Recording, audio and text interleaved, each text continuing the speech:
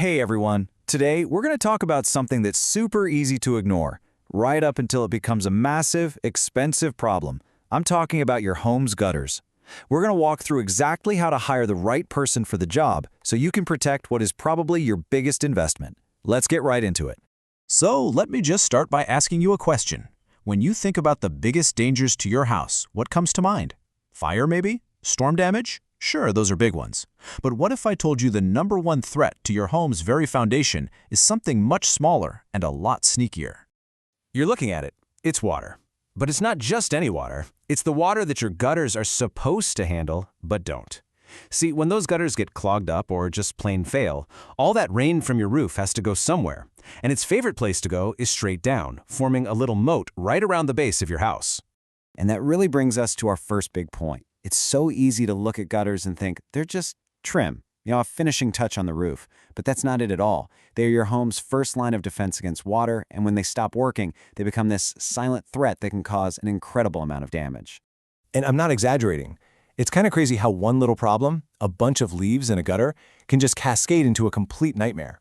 That water at your foundation, it can literally crack it.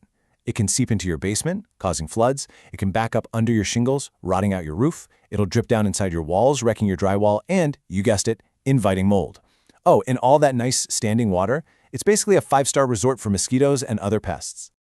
Okay, before we go any further, let's just get a couple of terms straight so you'll sound like you know exactly what you're talking about.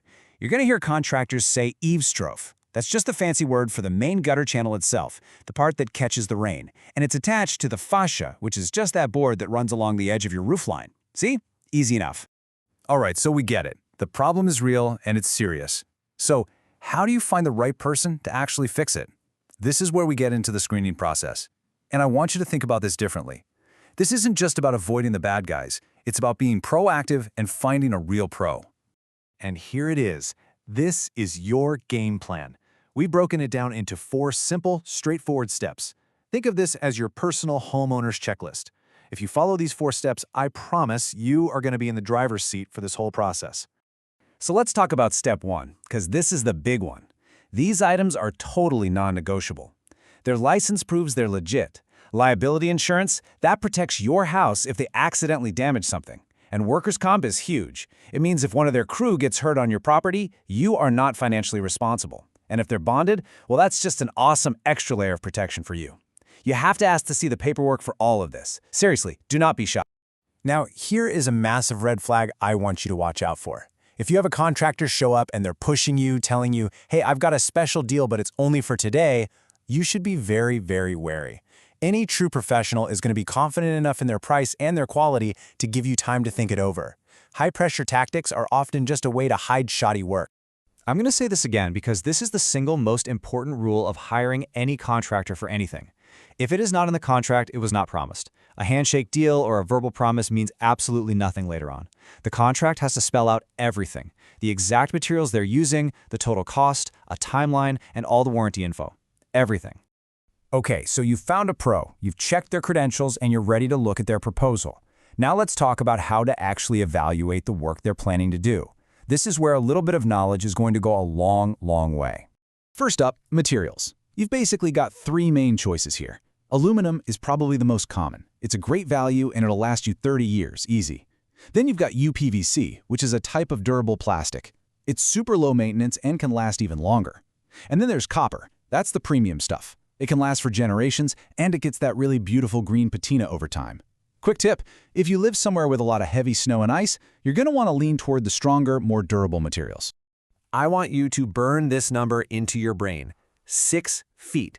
That is the absolute rock-bottom minimum distance that your downspout needs to shoot water away from your foundation.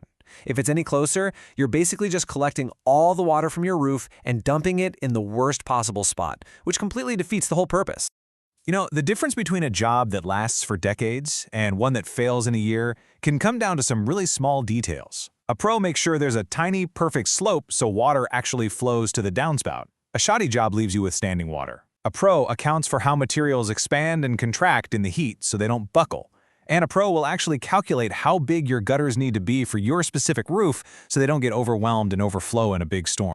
All right, the job is done. The new gutters look fantastic. But you're not finished just yet. The last piece of this whole puzzle is thinking long-term. Because when it comes to gutters, a little bit of maintenance is worth a whole lot of repair work down the line. So how often do you need to worry about it? Well, for most homes out there, cleaning them out twice a year, once in the spring, once in the fall, is going to be perfect. But, and this is a big but, if your house is surrounded by big, beautiful trees that are constantly dropping leaves and pine needles, you really need to bump that up to 4 times a year, or basically every season. And this is exactly why it's a really smart idea to ask your contractor if they offer a maintenance plan. This isn't just an upsell, it's a strategy for you.